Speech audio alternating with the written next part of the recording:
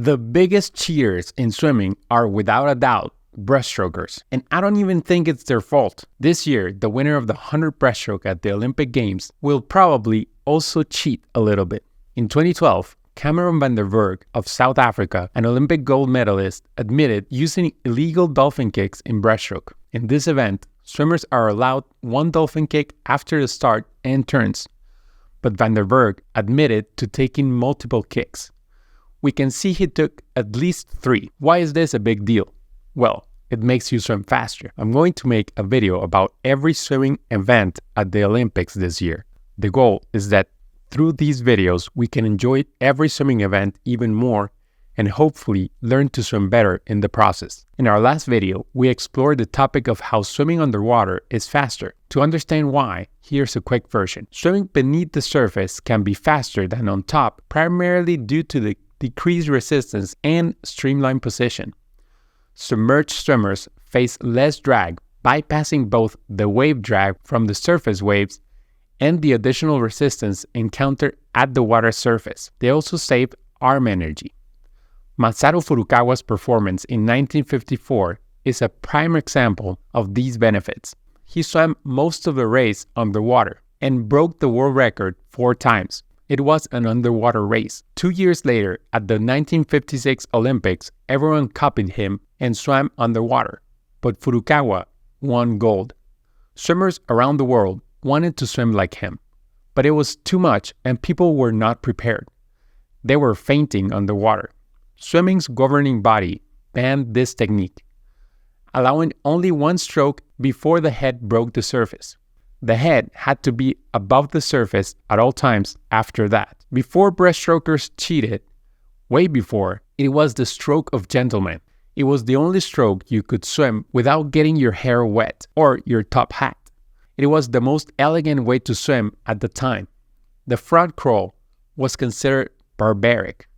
Eventually, real swimmers started caring more about swimming fast than looking proper. This is where it all went downhill. In a good way. In 1928, David Armbruster conducted a study revealing that executing the recovery phase of the stroke above the water was quicker than doing it underwater. By the 1930s, competitive swimmers began applying this insight, combining breaststroke kick with what would later be recognized as the butterfly arm movement. This was cheating, but it also looked cool. So Fina said, "Let's keep it, but make it another stroke with different rules." The rule change took place in 1952, separating breaststroke and butterfly into distinct strokes, as the combination was not in line with the existing rules. So Fina said you cannot lift your arms above the surface of the water in breaststroke. So Furukawa swam completely underwater. Fina said you cannot do that either. So everyone started swimming right on the surface and pulling water as far back as they could. Fina wasn't happy with this either. That wasn't how breaststroke was supposed to look like.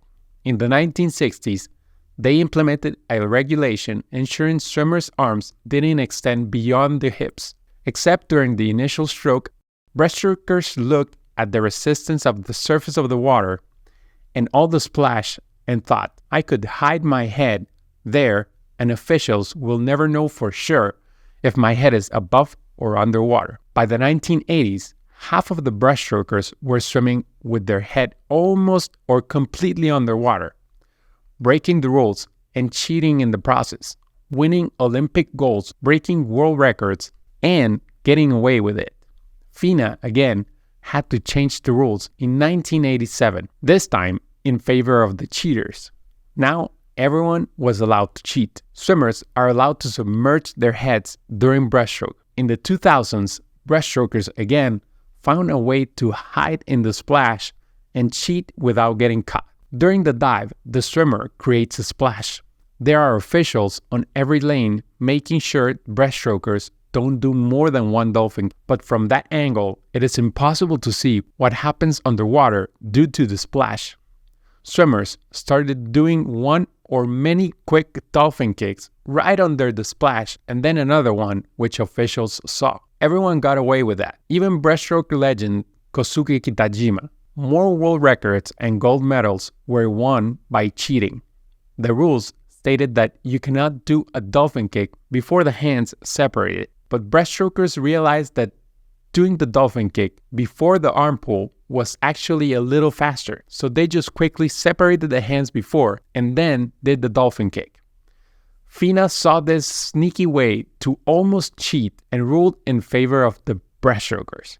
The rule change allowing a separate dolphin kick during the pull-out phase in breaststroke occurred in 2005. This all led to Van der Berg and company doing at least 3 dolphin kicks underwater for the whole world to see except for the officials. Van der Berg's admission sparked a controversy in the swimming world. He defended his actions by stating that such practices were common among top swimmers in breaststroke events, and that there was no adequate system in place to enforce the rule effectively during the races. He argued that if he hadn't used the extra kicks, he would have been at a disadvantage compared to his competitors who were doing the same. This incident highlighted the need for better enforcement of the swimming rules and contributed to the ongoing discussion about the use of underwater video technology for judging swimming competitions. Following this controversy, there was increased emphasis on enforcing the rules more strictly and utilizing technology to ensure fair play in swimming events. You will see more VAR action in Paris this year. The swimmer's job is to find new ways to swim faster. Some people train harder. Some people perfect their techniques. Others try to do both. And just a few are innovators and/or cheaters. The task is the same for everyone. Be faster. But the method changes from person to person. In the pursuit of being faster, everyone will try to push the limits of what is legal. Some people will go over the limits when the rules are unclear or not enforced. And as a group of swimmers, breaststrokers are the ones that push the limit the most often. All this cheating has led to much faster times.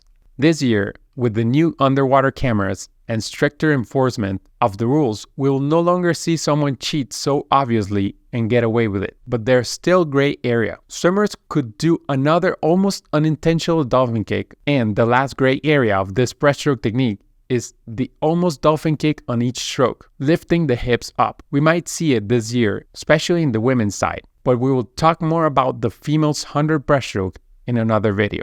Adam Peaty is the only person that has been faster than 57 seconds, but that was 5 years ago.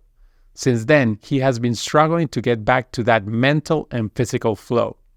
And now, the new favorite is Xin Haiyan of China, who won all 3 breaststroke events last year in the World Championships. If you want to push the limits of the rules, I say go for it. Just make sure you are okay with the consequences. Either way, you will not swim fast unless you dominate the 5 basic skills of swimming. And that's what this video is all about. See you there. Swim fast.